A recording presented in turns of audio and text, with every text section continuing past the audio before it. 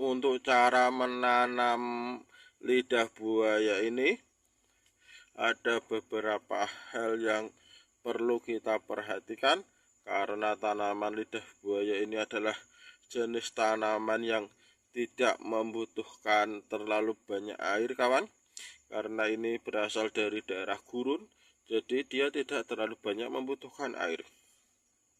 Tapi biarpun begitu, untuk cara menanam lidah buaya ini ada beberapa hal yang perlu kita perhatikan supaya kita menanam lidah buaya ini sukses dan berdaun atau bertangkai panjang.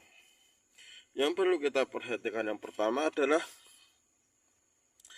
untuk potnya ini pastikan ada tambahan lubang baik di sisi samping maupun di sisi bawah supaya sirkulasi air dan udara ini lancar.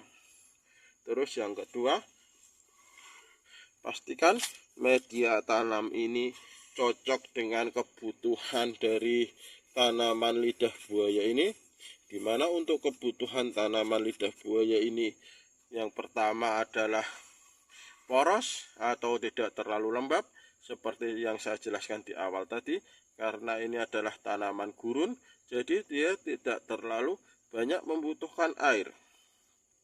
Yang penting media tanamnya itu basah dan poros.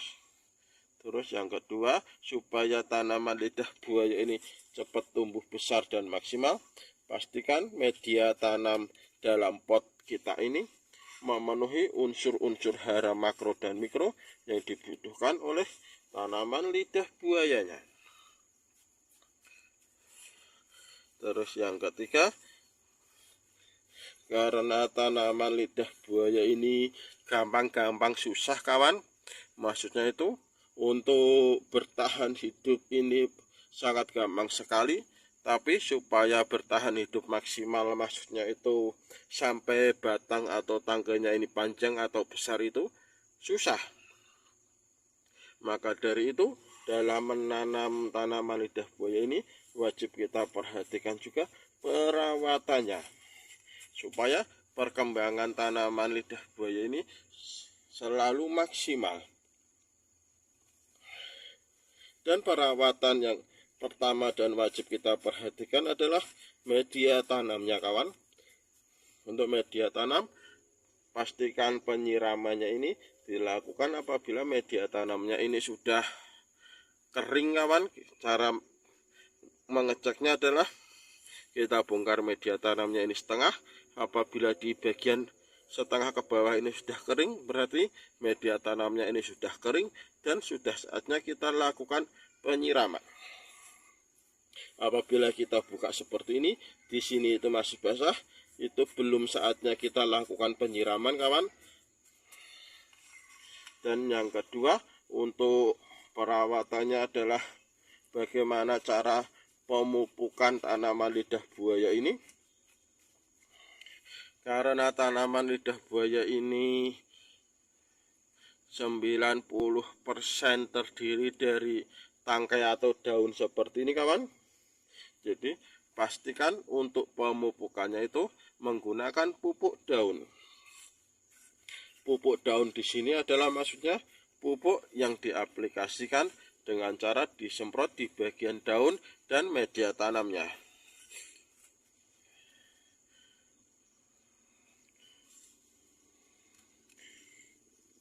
Dan yang ketiga adalah untuk pengendalian hama virus bakterinya kawan. Tanaman lidah buaya ini adalah salah satu jenis tanaman yang jarang sekali terkena virus hama kawan. Hama-hama itu jarang sekali yang menyerang lidah buaya. Yang paling sering menyerang lidah buaya adalah virus atau bakteri atau jamur. Contohnya biasanya menyerang di bagian tangkainya seperti ini kawan. Ini adalah karena serangan jamur. Itu adalah salah satu kendala dalam menanam lidah buaya. Kebanyakan itu terserang jamur, dan jamur ini menyerang karena media tanam kita terlalu lembab atau basah. Lama-kelamaan nanti tangkainya ini akan menghitam dan akan menjadi lonyot dan patah. Maka dari itu, seperti yang saya bilang di awal, pastikan untuk menyiram tanaman lidah buaya ini setelah media tanamnya benar-benar kering, karena tanaman lidah buaya ini lebih suka kondisi kering daripada basah. Selain itu, kendala lainnya dalam menanam tanaman lidah buaya adalah seperti ini kawan. Daun atau tangkainya itu mudah patah kalau tersenggol. Maka dari itu, pastikan penempatan tanaman lidah buaya ini di tempat yang aman, tidak sering lewat kita atau istri atau anak-anak kita. Jadi pastikan di tempat yang jarang dilewati, supaya daun atau tangkainya ini tidak sering tersenggol dan patah.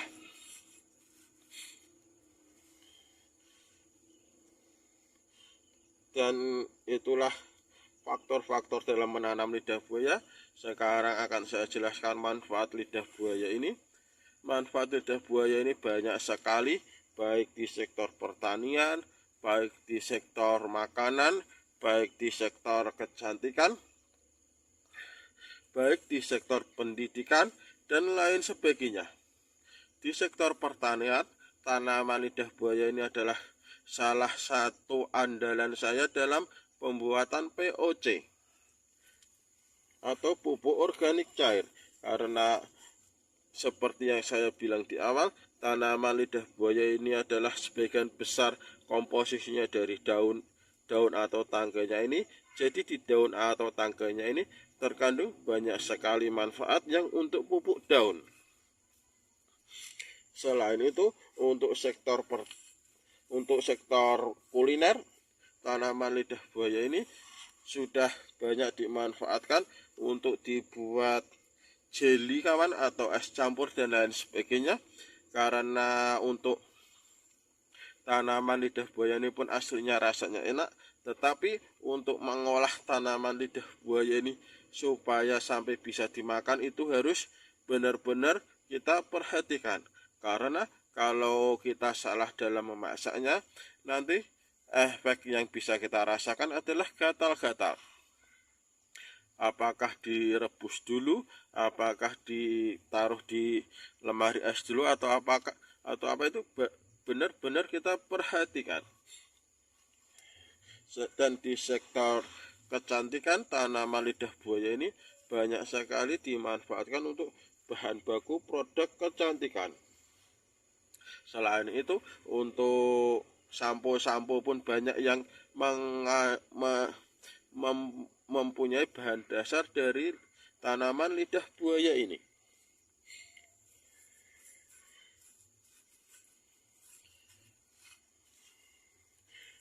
Dan aslinya pun untuk prospek lidah buaya ini pun sangat besar di Indonesia kawan.